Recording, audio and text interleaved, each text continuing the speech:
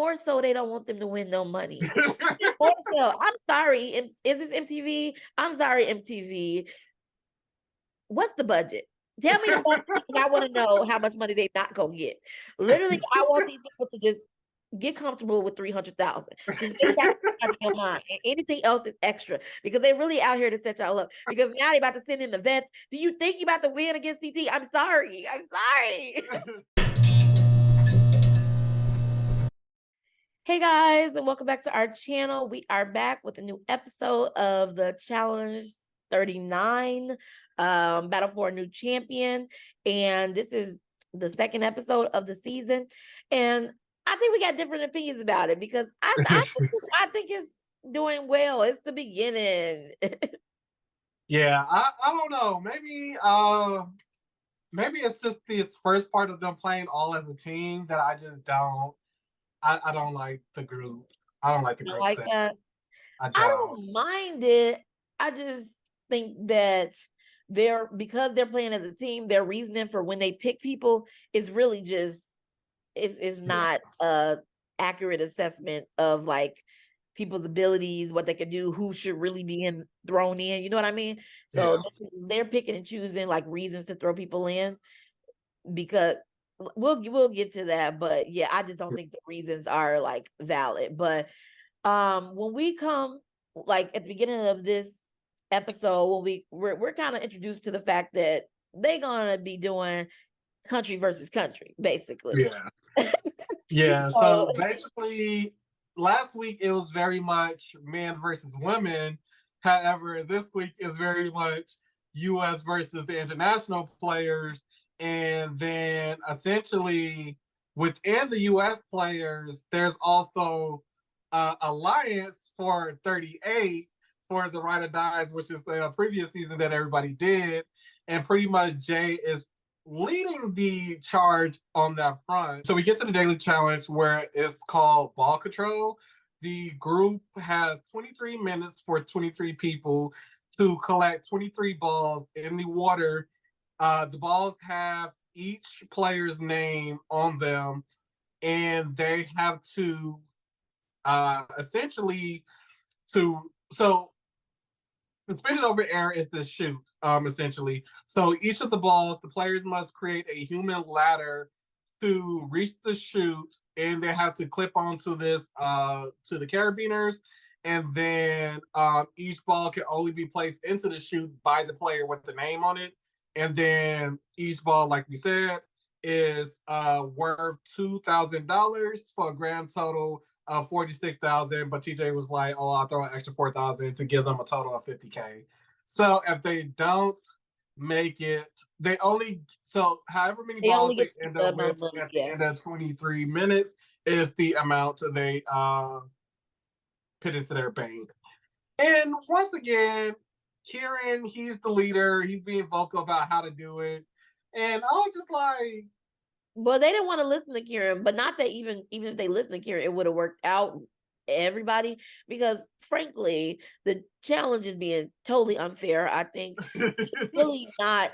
I don't know in what world it would be possible to get 23 people to do this and get everybody up there to put the individual balls in 23 minutes. So it really just, I don't think it would have been possible. They're really trying not to pay these people. They are trying not to give them no money, because why would you think they could do that in 23 minutes? It will take us about 20 minutes to line up the people. Even if everybody's able to get into a human ladder, it's going to take more than 15 to 20 minutes to do that. And so I was like, 23, they don't want them to succeed. I mean, seriously, they set them up, but I don't appreciate that. These challenges, they need more time. This challenge should have been an hour. They should have gave them. I don't know about an hour now. They could have done it in an hour. They could have done it, or that's too long. 45 minutes then, but 23 minutes is unreasonable, because even once I get, let's say we all are we all made the ladder, whatever. Ladder's perfect. By the time they do that, so now I got to figure out how to get people up there. Somebody at the bottom got to climb up all these people. It's going to take minutes to get up all these people. It was just, I think that time limit is totally unfair and sets set them up for failure, really, to do it in that amount of time. First off, they wasn't even going by as strongest or weakest because Olivia was holding It up was like doing. 3 I really don't guys. know what the strategy was. I really don't know what the strategy was, but it was a lot happening. But they decided to do 2 separate ladders, and one half of the one ladder, they were able to eventually get it together and get the ladder formed. But the other ladder kept falling. They weren't able to hook in, and they basically gave up on their ladder and said they were going to come to the other ladder. I mean, there was no use in coming to the other ladder because we don't have time to get these people up, let alone add more people. Just wait in the water at that point, because they said it was like, we're gonna come to the other ladder. There's only 2 minutes left. Just Yeah, that's what I was saying. I don't know why. Once they saw that everybody was up there, because I guess my thing is about the strongest or even SO, because each time they had to, I guess each time someone went up, then somebody else was climbing. Like, I don't understand, like, the whole, do they unhook themselves and then push up and, like, because I thought the way it was described is that each person must climb up or whatever the case may be to grab their ball. Not that all the balls was going to be at the top waiting for them to, like. I think they, like, Michelle and them collected the balls in the water, and then they like assembly lined them up to the top, and somebody lined them up, and then they sent those people up to put it in the chute. But yeah, like I said, I was very confused about the rules, and I don't know why they thought this was gonna work. And when they finally got even one person up there, they was like 2 minutes. I said 2 minutes. Yeah, I don't think anybody would have been able to do that. I mean, if you could, kudos, but I really don't believe so, because it was just such a short time period. I think they deserved an hour, at least 45 minutes. But once they ended up only being able to get 3 people's balls in the chute, so it was they only got them $6,000 altogether. I am telling you, this is the way the producers in the show has determined how they're not gonna have to pay these people. They're like, we got a couple seasons coming up, and we got to save some of this money for All Stars. We got to save some of this money. We're gonna throw these impossible challenges at them. I'm telling you. For you to single out Chauncey and Hughie, you're looking for a reason, because yes, Chauncey wasn't able to hook himself in. Okay, that's a contender. His name is on the chalkboard. But I'm also adding everybody's name in that second line.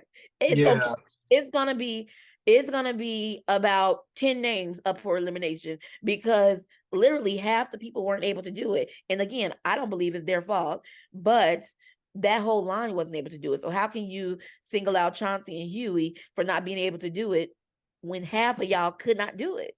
And so I didn't really understand how they could single them out. Literally half the line was like, oh no, we can't do this. Let's go to the other side. So why wasn't those guys' names up for elimination? I don't know why Chauncey or Hughie didn't bring that up, but I was like, what do you mean they're up? They were the weakest links. Literally, y'all couldn't do it either. Contention with that because they think that Hughie is more trustworthy than Chauncey.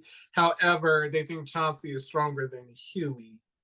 And they also don't want to throw Chauncey in just in case he does win the elimination and then come back and put a target on all of them who voted for him. Yeah. Everything was a little backwards to me in this episode. Just like the reasoning, even Chauncey's reasoning was a little like I didn't really understand like the end choice he made. But like, you know what I mean? So like you said, they're trying to decide between Chauncey and Hughie. There's really no debate of who out of these who. There's really no debate about anybody else in the house. It's Chauncey or Hughie, basically. And so the USA Alliance are, they're saying I don't really understand. I don't understand it. They have this alliance with Chauncey. They're saying they're gonna go with Chauncey, but they don't trust him. Okay, but you decided to make this alliance, and I really think the turning point was once they went to deliberation. Before we go into deliberation, there was a moment where James and Hughie have like this flirtation, like this weird energy going on where James is like, Hughie is my sanity. He keeps me calm. And Hughie is like, I want to date, but I don't have time for the games. and I'm really looking to settle down. And then James was like, in 5 years, if you don't got nobody, call me. So I mean, it was cute or whatever. And Huey was like, "Are we the next challenge couple?" And I'm like, "What's really going on?" Because I was confused. Like, I don't know. Like, again, James could be like just being playful. You know how the UK loves to banter and all that. But That's what it there was was. some underlying. I think There was that's some what it feelings. was. But I think they're friends, and like you said, Huey's funny. He brings lightheart to the challenge, so of course he want Huey to stay. I want Huey to stay too. I like Chauncey as well. But yeah, I like that. And that's why I said I was a little confused about who might be like leaving. You know how they be giving away too much about who's going to end up in elimination, because I was like, they showing James. We ain't never seen James before. So they showing him a little too much. So, okay, he might be going home. Then they were showing Chauncey a lot. They talked about his kids. I was like, oh, that's when they talk about their family back home, that mean they going home. But then they talked about Huey. So it was a lot. So I didn't know really where it was going. But also, we do see Kylan and Melissa being cuddled yeah. up. They are having this flirtation. Melissa is stating that how basically Kylan is her safe space, and that being a mom, that sometimes she just don't want to talk about the game. She just want to really like escape and like just have a good time. I was all about the game. Yeah, and it comes to bite Kylan a little later. When we go to deliberation, first of all, they done did a change of scenery, so we could just have deliberation anywhere. Yeah, I saw that. I was like, "This cute or whatever." They're like, "Let's get some fresh air. Let's go outside today." They like, okay, it's outside, change the scenery. Let's flip the script. Okay, so they have deliberation outside, on the outdoor furniture. And like I said, Huey goes first. He gives a pretty good speech, and it was really good. Callum gives him his props. And then I will say Callum was funny in that moment. He was like, he quoted Braveheart and everything. It was like, you know what, Huey, you got my vote, and that was cute. Yeah, and then when Chauncey goes, he decides to be like, take the approach of like, I think he's trying to go like, have I ever done anything to you? So don't do nothing to me. Like, I've been trustworthy to you, so don't do nothing to me. But when he asks the question, which I wouldn't even, because like people be pulling stuff out of nowhere, stuff you don't even remember you did. And so, which is what happened. He asked Jay, have I ever done anything? No, he asked Horacio first. Oh, Horacio, yeah, you're right. He asked Horacio first, sorry. And he says, have I betrayed you? And Horacio's like, yes, you did. Like, last season you betrayed me. And they wrote a clip, and he said his name during the challenge, which is why people hold grudges from challenge to challenge. It's a continuation. Like, they don't let it go. Some people do, but generally, it's payback. But Chauncey didn't shut up. He goes to Michelle and like, Michelle, did I do you wrong? And she's like, well, you did. You literally said that you can't trust us. And then Chauncey keep asking people, and like, yeah, like, why are you still going? The strategy's not working. Abort mission. And like we saw in the confessionals, everybody's like, dude, stop it. Yet he tried to turn it around like he was doing this purposefully, when clearly we know. But I will say, what they did to like make it seem like he's a sneaky snake, it was a stretch.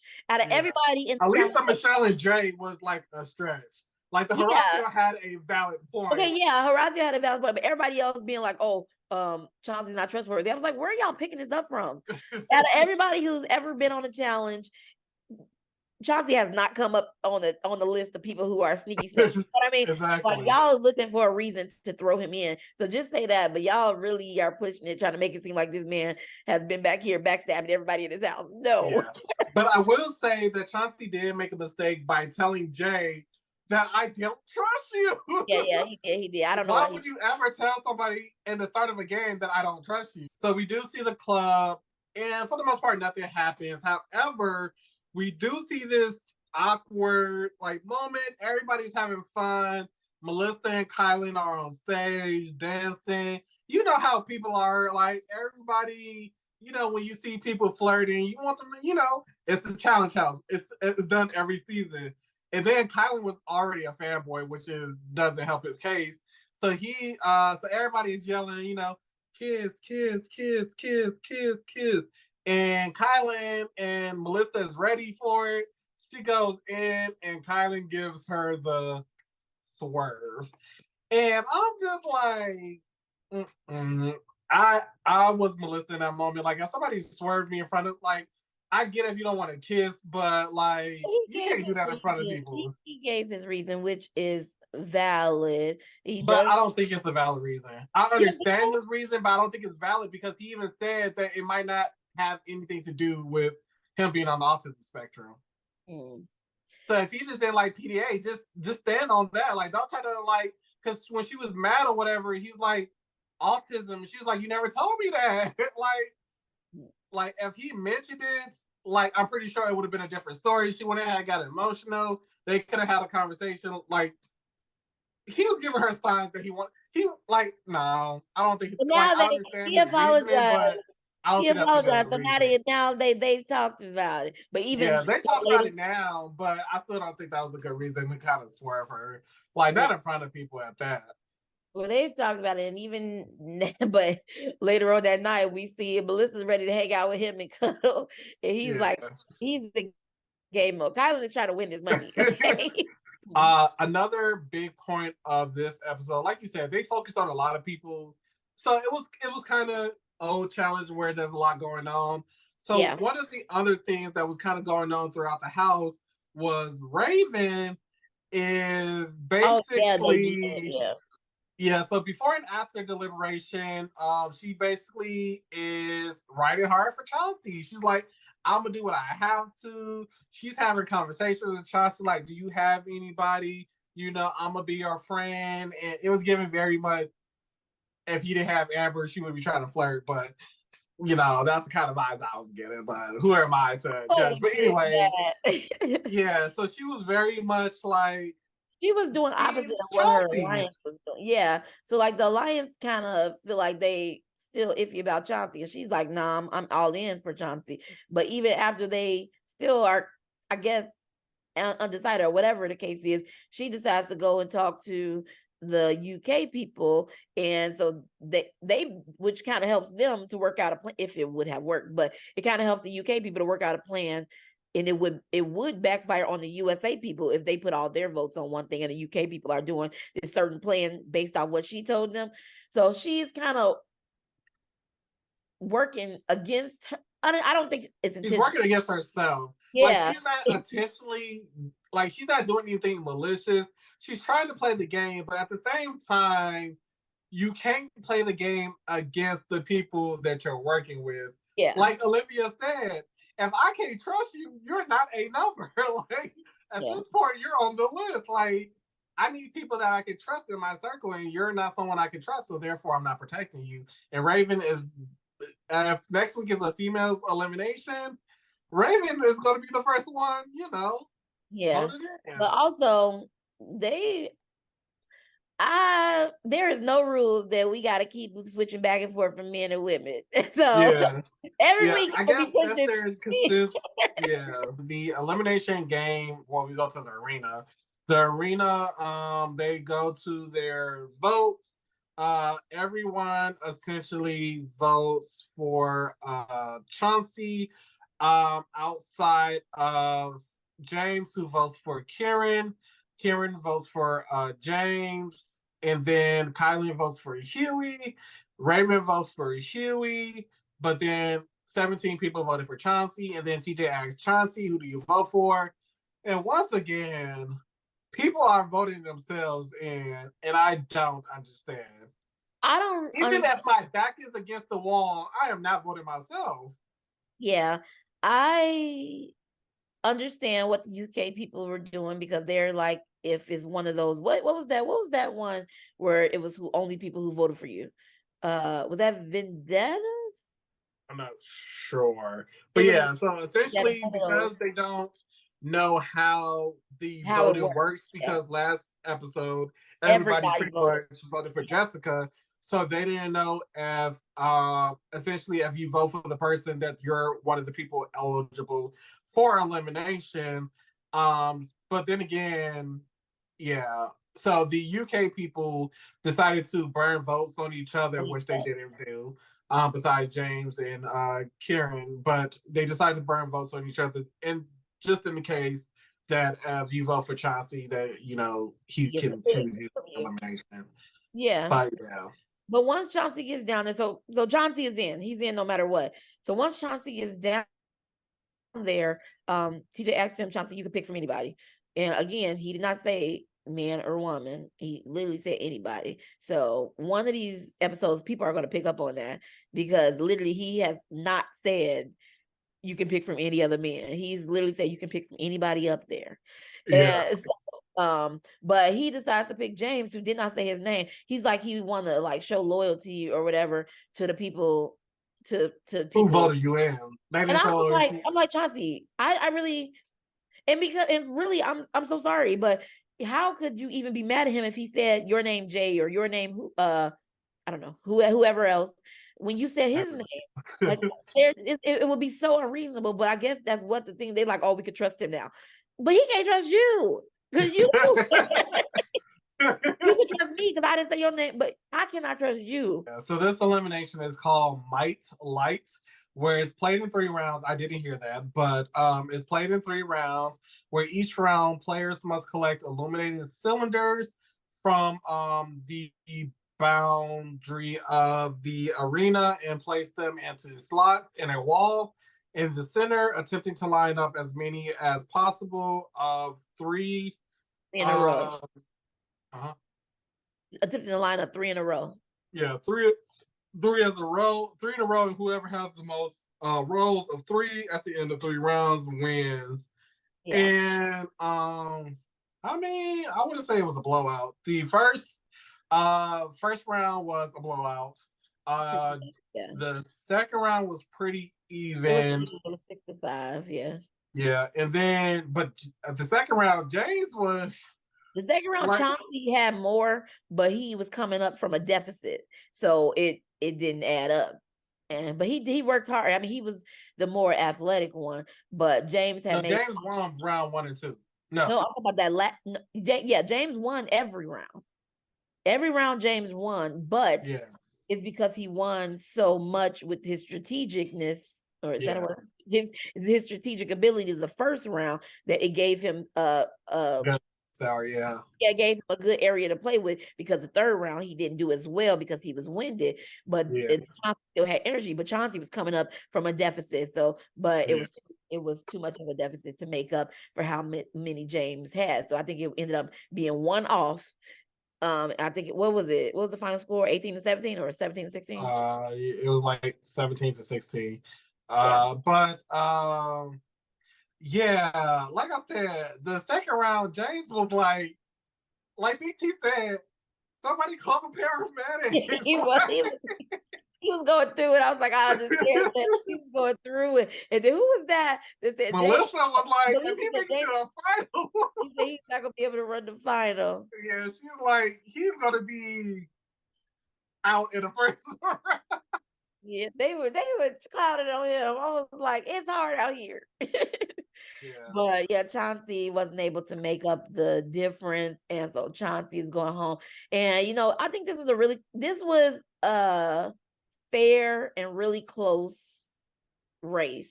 Like, I was like, oh, who's gonna win this one? Because I really couldn't tell, because they was all like, Chauncey's doing so well, but then I can see with my eyes that James had more. So but James actually ends up winning, and so he's coming back in the house, and Chauncey's going home, which is sad, but I'm sure he'll come back. They could have started with at least 400K, maybe even 500, or maybe they should have started with whatever. Let's say the prize money was $1 million, right? They could have started with that, and then every daily challenge they don't win, the pot gets lower. Don't start at the lowest. And the pot winnings will be at 0 because they ain't gonna let them get no money like now. The prize money, literally, if the prize money get more than 345, I will be surprised. I will be surprised. They over here like you can win possibly $500,000. We done already lost 100. But that is our recap and review for the Challenge 39 episode 2.